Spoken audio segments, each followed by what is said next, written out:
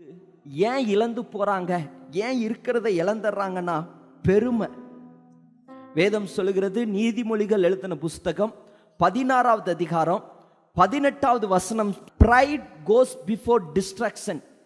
அதாவது அழிவிற்கு முன்பாக அகந்தையும் விழுதலுக்கு முன்பதாக மனமேட்டின்மையும் போகுமா.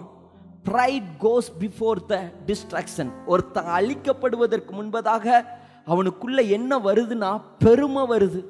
ஒருத்தன் விழுந்து போவதற்கு முன்பதாக அவனுக்குள்ள காணப்படுகிறது பெருமை. ஒரு மனிதன் பெருமையோடு இருந்துட்டாலே நினைக்கணும் அவன் சீக்கிரம் விழுந்து போயிடுவான்.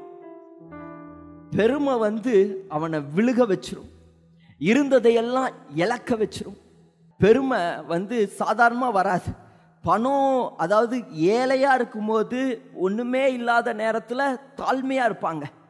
ஆனால் என்னைக்கு பணம் வந்துருச்சோ, என்னைக்கு வீடு கட்டிட்டோமோ, என்னைக்கு நல்ல வசதி வாய்ப்பு இதெல்லாம் வந்துருச்சுன்னா லைட்டாக ஒரு பிசாசு எட்டி பார்ப்பான்.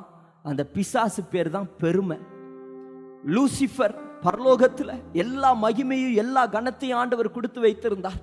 நான் தேவனுக்கு மேலே ஏறுவேன்னு தனக்குள்ள பெருமைப்பட்டு போனான். அவரை விட நான் மேலே ஏறுவேன்னு எண்ணம் கொண்டான். ஆண்டவர் அவனை கீழே தள்ளி விட்டார். பெருமை உள்ளவனுக்கு கர்த்தர் எதிர்த்து நிற்கிறார். பெருமை உள்ளவன் அற்புதத்தை பார்க்க முடியாது.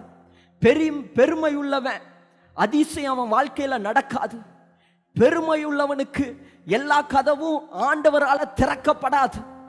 பெருமை உள்ளவனுக்கு கர்த்தர் எதிர்த்து நிற்கிறார். தாழ்மை உள்ளவனை கர்த்தர் நேசிக்கிறார். வேதம் சொல்லுகிறது, இயேசு கிறிஸ்து தாழ்மை உள்ளவராயிருந்தார். பரலோகத்தை கொள்ளையாடின பொருளா எண்ணாமல் அவர் தன்னைத்தானே முழுமையாக தாழ்த்தினார்.